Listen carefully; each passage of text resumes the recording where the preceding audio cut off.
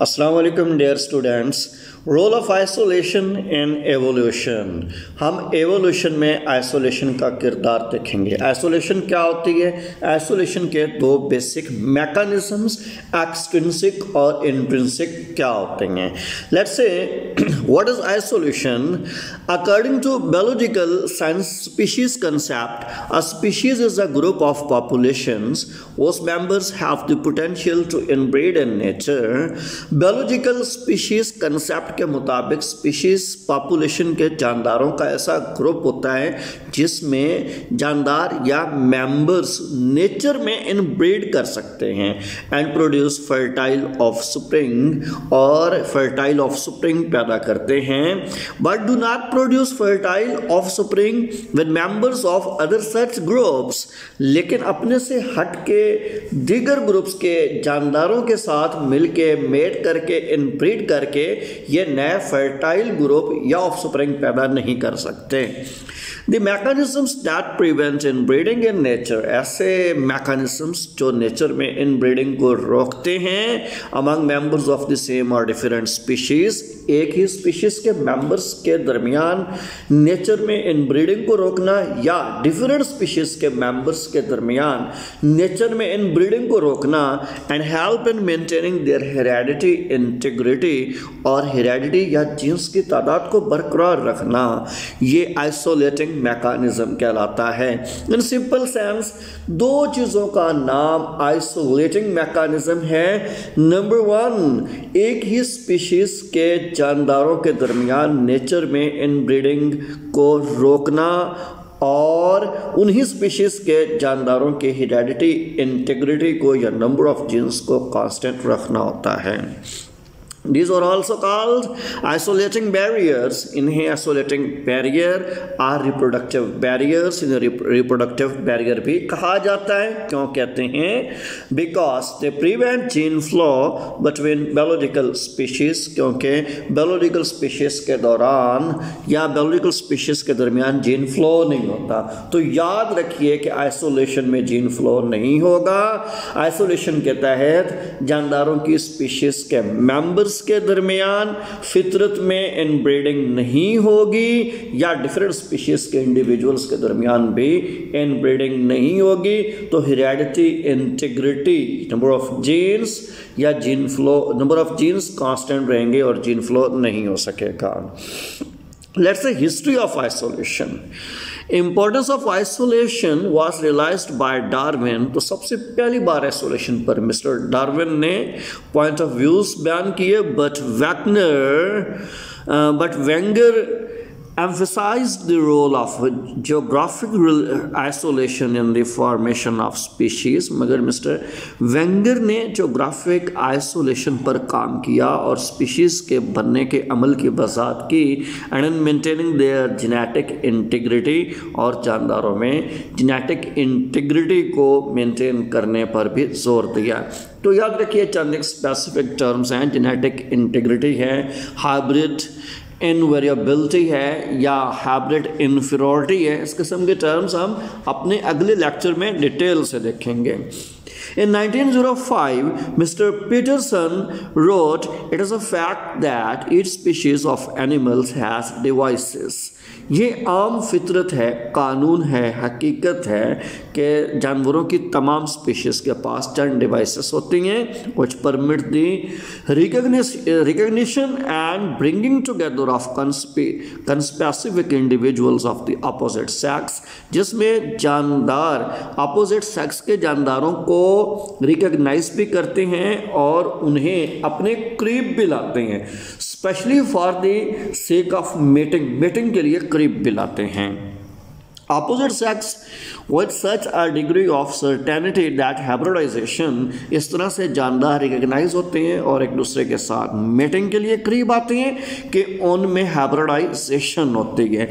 Only as an abnormal exception, abnormality से हटके जी, normal طور پہ تو ہو جاتی ہے ایبرٹائزیشن، بٹ بعض اوقات ایب نارمل کیسز بھی ہوتے ہیں. Here is a point of view that ایب نارمل ایکسیپشن از اویلیبل، کہ یہاں پر ہم ایب نارملٹی کو کیلکولیٹ نہیں کریں گے جی، نارمل آئسولیشن کی ہی بات کریں گے، یا نارمل جانداروں کا ایک دوسرے کو ریکگنائز کرنا اور اپوزٹ سیکس کا ایک دوسرے کے ساتھ میٹ کرنا اور ہیبریڈائزیشن کی وجہ بننا ہے. The first systematic treatment to the subject and complete recognition of the various isolating factors was given by Droz. تو مسٹر روز نے سب سے پہلی بار اسپیشیز کے جانداروں کی ریکگنیشن پر بات کی اور انہیں systematic treatment to the subject کہا، یعنی انہیں باقاعدہ کسی نظام کے تحت منظم کیا. The term isolating mechanisms was coined by Dubzinski. تو مسٹر یہ ڈوزنسکائی نے سب سے پہلے آئسولیٹنگ میکانزم کی ٹرم استعمال کی تھی ان دی classic work genetics and the origin of species. Genetics اور اوریجن آف اسپیشیز کی بک میں سب سے پہلے مسٹر ڈوزنسکائی نے آئسولیٹنگ میکانزم کی ٹرم کو یوٹیلائز کیا تھا. Now here are few mechanisms of isolation. First one is extrinsic isolating mechanisms. The geographic isolating mechanisms such as distance, mountains, rivers, forests, deserts act as barriers to interbreeding. Now, let's say what is interbreeding. اپنے جیسے یا مختلف جانداروں کے ساتھ meeting کرنے کی صلاحیت کو انٹربریڈنگ کہا جاتا ہے. تو یاد رکھیے اگر ہم جیوگرافک آئسولیٹنگ میکانزم کی بات کریں تو جیوگرافک آئسولیٹنگ میکانزم میں چند ایک بیریئر ہوتے ہیں. وہ بیریئر فاصلہ، پہاڑی علاقے، دریا، جنگلات اور صحرا ہو سکتے ہیں. تو انہی آئسولیٹنگ بیریئر یعنی دریاؤں، پہاڑوں، سمندروں، صحراؤں کی وجہ سے انٹر بریڈنگ پاسبل نہیں ہو پاتی، تو جین فلو بھی نہیں ہو سکتا. That's why these outside factors are called intrinsic isolating mechanism. تو ہم انہی outside factor کو extrinsic isolating mechanism کے نام سے ریگارڈ کرتے ہیں.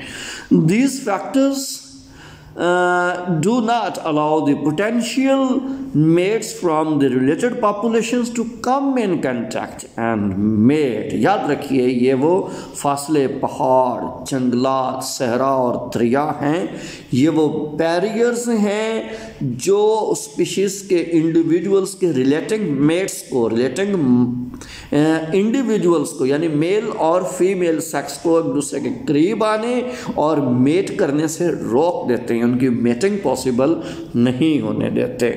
Now, here is an example of extrinsic isolation, that is the reproductive isolation. So, reproductive isolation, that's the part of basically geographic isolation. اگر آپ نوٹ کریں کہ یہاں پر جنگل ہے یا ایک گرین ایکو سسٹم دیا گیا ہے جس کے بیچ میں سے دریا گزرتا ہے، تو دریا کی رائٹ سائڈ پر بھی ڈیئرس نظر آ رہے ہیں، لیفٹ سائڈ پر بھی ڈیئرس نظر آ رہے ہیں، but they can't cross this river. چونکہ یہ اس ریور کو کراس نہیں کر سکتے، تو یہ ریور ان کے لیے فزیکل بیریئر ہے جو رائٹ سائڈ کے انڈیویجول کو لیفٹ سائڈ پہ جانے نہیں دیتا اور لیفٹ سائڈ کے انڈیویجول کے ساتھ میٹ نہیں کرنے دیتا. تو جین فلو بھی نہیں ہو پاتا. جب جین فلو نہیں ہوتا تو ہم کہتے ہیں کہ آئسولیشن ہو رہی ہے. Same with right sided individuals. تو ڈارک کلر کے ڈیئرز کے ساتھ بھی ایسا ہے کہ یہ ان پہاڑی یا دریاؤں جیسے فزیکل بیریئر کو کراس کر کے ساتھ پائی جانے والی کنسپیسیفک ریلیٹڈ اسپیشیز کے انڈیویجول کے ساتھ میٹ نہیں کر پاتے، ان کے ساتھ جین فلو نہیں کر پاتے. تو دیٹس وائی یہ ایکسٹرنسک آئسولیشن کی بیسٹ ایگزامپل ہے.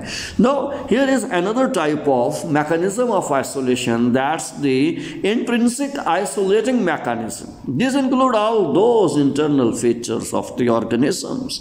یہ جاندار کے اندرونی فیچرز خاص ہوتے ہیں that prevent inbreeding among members of the closely related populations or species. جو عموماً ایک اسپیشیز یا پاپولیشن کے کلوسلی ریلیٹڈ جانداروں کی آپس میں انبریڈنگ کو روک دیتے ہیں. पॉइंट टू बी नोटेड, यहाँ पर भी इनब्रीडिंग नहीं होगी। जानदार के अंदरूनी खामियाँ होंगी, खूबियाँ होंगी, फीचर्स और कैरेक्टर्स होंगे जो सेम या क्लोजली रिलेटेड स्पीशीज़ के इंडिविजुअल या पॉपुलेशन के क्लोजली रिलेटेड इंडिविजुअल के साथ भी क्रॉसमेट नहीं कर पाते। This features can be differences in their anatomy, ये फीचर्स उनकी साख्त में तब्दीली हो सकती है, साख्त के फ़र्क हो सकते हैं। फिजियोलॉजी, उनके फिजियोलॉजी के अंदर जिस्मानी साख्तों में तब्दीली हो सकती है। आर बिहेवियर, या फिर जानदारों के रवैयों में तब्दीली हो सकती है। Are under the control of genetic makeup, क्योंकि ये सारे के सारी चीज़ें एनाटॉमी, फिजियोलॉजी, बिहेवियर उनके जेनेटिक मेकअप के कंट्रोल में होती हैं, जीन्स के कंट्रोल में होती हैं। They are classified as ecological, temporal or time-related, behavioral, mechanical isolating mechanisms।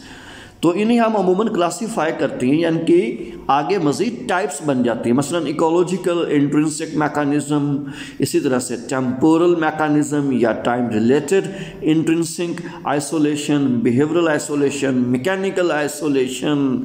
तो so are enigmatic isolation, zygotic mortality, hybrid inviability, hybrid inferiority और हाइब्रिड इनफर्टिलिटी। तो ये सारी की सारी 8 से 10 different types of intrinsic isolating mechanisms हैं।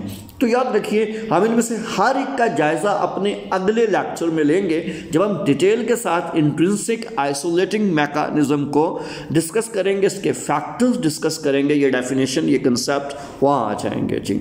Now here is an example of intrinsic isolation specially post zygotic से ली गई है, that's the zygotic mortality.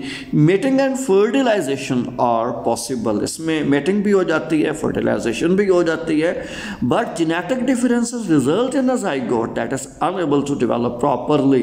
zygote भी बनता है, लेकिन zygote में genetic differences या genetic नकाइस होंगे। वो नकाइस इस तरह से हो सकते हैं कि zygote properly develop ही नहीं कर पाता। For example, some species of sheep and goats are able to mate। तो इसी तरह से भेड़ और बकरियों की चंद स्पीशीज़ आपस में मेट तो कर लेती हैं, but zygote is not viable, लेकिन उनका ज़ाइगोट सस्टेन नहीं करता, उससे कोई नया जानदार पैदा नहीं हो पाता। That's why it's an intrinsic isolation. देखें, आप बकरी या भेड़ जो आपस में मेट कर रहे हैं, उनके internal feature, anatomy, physiology, behaviour, जो सी टर्म आप यूटिलाइज करें, that's not having a proper setup. उनका कोई प्रॉपर सेटअप नहीं लग रहा, जिस वजह से मीटिंग तो हो जाती है, ज़ाइगोट भी बन जाता है, लेकिन ज़ाइगोट उनका वायबल नहीं रहता। लेट्स से यहाँ पर प्री मेटिंग आइसोलेशन एक other type of isolation mention की गई है। प्री मेटिंग को हम प्री ज़ाइगोटिक आइसोलेशन मैकेनिज्म भी कहते हैं। It's usually before the formation of zygote. These isolating factors prevent mating between the members of different populations is not fully established. तो pre mating या प्री ज़ाइगोटिक आइसोलेशन मैकेनिज्म में ऐसे factor शामिल हैं जो डिफरेंट पॉपुलेशन के जानदारों के दरमियान मेटिंग नहीं होने देते। The males and females of different populations inbreed and viable fertile hybrids are formed between them। अगर मेल और फीमेल जिनका ताल्लुक डिफरेंट पॉपुलेशन के मेंबर से आपस में मेट भी कर लें, तो उनके इंडिविजुअल्स या फिर वो वायबल फर्टाइल हाइब्रिड्स पैदा कर देते हैं।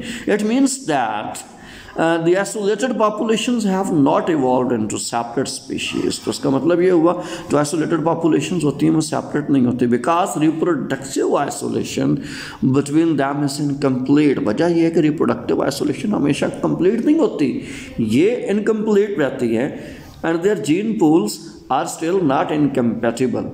हत्ता के उनके जीन पूल्स भी आपस में गैर मुताबिकत रखते हैं, यकसानियत नहीं रखते, उनके अंदर भी डिससिमिलरिटी पाई जाती है। No here is example of mechanical isolation, that's the part of pre mating isolation. तो आप देखें दो फ्रॉग दिखलाए गए हैं, दोनों की एनाटमी फिजियोलॉजी आप अगर नोट कर रहे हैं तो दैट इज टोटली डिसिमिलर, या दोनों का ताल्लुक डिफरेंट पॉपुलेशन और डिफरेंट स्पीशीज से है। In this case mating between two closely related species is inhibited. How is it possible that they can mate with one another? आप देख रहे हैं डिसिमिलर हैं, तो ये किस तरह एक दूसरे के साथ मेट करेंगे जी? जब मेट ही नहीं कर सकते, as their genitals are not compatible, तो जो उनके जो सेक्स आर्गन हैं या जेनिटल्स हैं वो कंपेटिबल ही नहीं हैं जी, को क्या फ़ायदा? That's why can't show they are mating. तो जब चौंके मेटिंग नहीं कर पाते तो डेफिनेटली इनका ताल्लुक प्री मेटिंग या प्री जाइगोटिक आइसोलेशन मैकेनिज्म्स के साथ होता है, that's before the zygote formation. Let's say here is another example, mechanical example दी गई है। जो मैकेनिकल आइसोलेशन में यहाँ दो अदर स्नेल्स आपस में कंपेयर करते नज़र आ रहे हैं। वाइट कलर का इंडिविजुअल्स के दरमियान हमें एरो और ब्लैक कलर का भी एरो नज़र आ रहा है। इसमें हो क्या रहा है? Both snails are not aligned, दोनों स्नेल्स की अलाइनमेंट ही नहीं हो रही। जब अलाइनमेंट ही नहीं हो रही so there is no concept of mating, और मेटिंग कांट बी कंप्लीटेड। तो मेटिंग नहीं हो पाएगी। जब मेटिंग नहीं हो पाएगी डेफिनेटली जाइगोट फॉर्मेशन नहीं हो सकेगी। तो that's why it's a before the formation of zygote या प्री मेटिंग आइसोलेशन का कंसेप्ट है। Now here is another example of mechanism of isolation, that's the post mating isolating mechanisms. इसे की detail हम बाद में लेंगे, एग्जांपल्स पहले आ गई हैं। तो चलें आप ज़रा ये देख लें, इसमें हाइब्रिड इनफर्टिलिटी होती है कि जो जानदार पैदा हो जाएगा लेकिन वो पैदा क्लोजली रिलेटेड स्पीशीज़ के क्रॉस से होगा और उसे हम हाइब्रिड इनफर्टिलिटी कहेंगे। तो हाइब्रिड इनफर्टिलिटी से जो इंडिविजुअल पैदा होगा वो कभी भी बज़ाते खुद रिप्रोड्यूस नहीं कर सकता।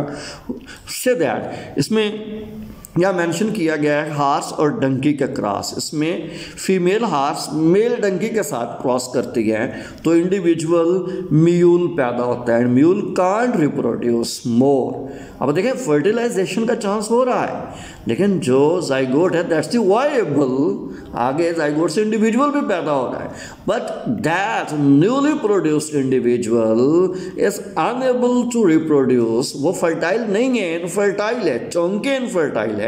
तो ये पोस्ट मेटिंग आइसोलेशन मैकेनिज्म में आ जाएगा कि मेटिंग तो होगी लेकिन अगली नस्लें फर्टाइल नहीं होंगी, इनफर्टाइल होंगी जी। No, here is another example for post-mating isolation mechanism, that's the hybrid breakdown. Hybrids of lions and tigers have been obtained through zoo breeding programs. तो zoo breeding programs में शेर और टाइगर्स का hybrid लिया गया, while the first generation may be healthy. तो इसमें पहली नस्ल तो सेहतमंद होती है। हाइब्रिड्स बिकम वीक और स्टेराइल। तो जो हाइब्रिड नए जानदार पैदा होते हैं यानी लाइन और टाइगर के क्रॉस से जो हाइब्रिड पैदा होगा वो स्टेराइल भी हो सकता है यानी इनफर्टाइल होगा या कमज़ोर होगा, सेक्सुअली कमज़ोर होगा, उसमें मेट करने की प्रॉपर तरीके से अहलियत नहीं होगी जी। तो चूँकि इसमें फर्टिलाइजेशन हो रही है, जाइगोट वायबल है, नया इंडिविजुअल पैदा हो रहा है, but new individual can't produce his more offspring, वो अपनी नस्ल नहीं बढ़ा सकता। Now here is some statement of post-mating or post-zygotic isolation mechanism that is after the zygote formation. These isolating mechanisms operate after the zygote is formed by the fusion of gametes from different populations or different species. It's very simple. Different species या different population के individuals आपस में met करते हैं तो उनके gametes यानी sperm और एग की फ्यूजन से जाइगोट तो बन जाता है, but they prevent formation of fertile hybrids. तो फर्टाइल हाइब्रिड्स पैदा नहीं हो पाते between the species because the gene pools are the species have accumulated so many genetic differences. तो उनका जीन पूल ही आपस में मैच नहीं करने वाला होता या उनके जो जेनेटिक डिफरेंसेस होते हैं वो नकाइस पर मुश्तमिल होते हैं। That they have become genetically incompatible, क्योंकि जीनयाती तौर पर वो इनकम्पैटिबल हैं, and pairing between their chromosomes can't take take place, actually उनके क्रोमोसोम्स के दरमियान क्रॉसिंग ओवर नहीं हो पाती, सिनैप्सिस नहीं हो पाती, पेयरिंग नहीं हो पाती। क्रोमोसोम की पेयरिंग नहीं होती तो there is no proper exchange of their genes, genome exchange नहीं कर पाता, जिस वजह से नए इंडिविजुअल्स तो पैदा हो जाते हैं but new individuals are usually infertile, वो आगे औलाद या बच्चे पैदा करने की अहलियत नहीं रखते। होपफुली आपको मेरा लेक्चर पसंद आया होगा। चैनल सब्सक्राइब करें, हमारे साथ रहें, अपना ख्याल रखिए।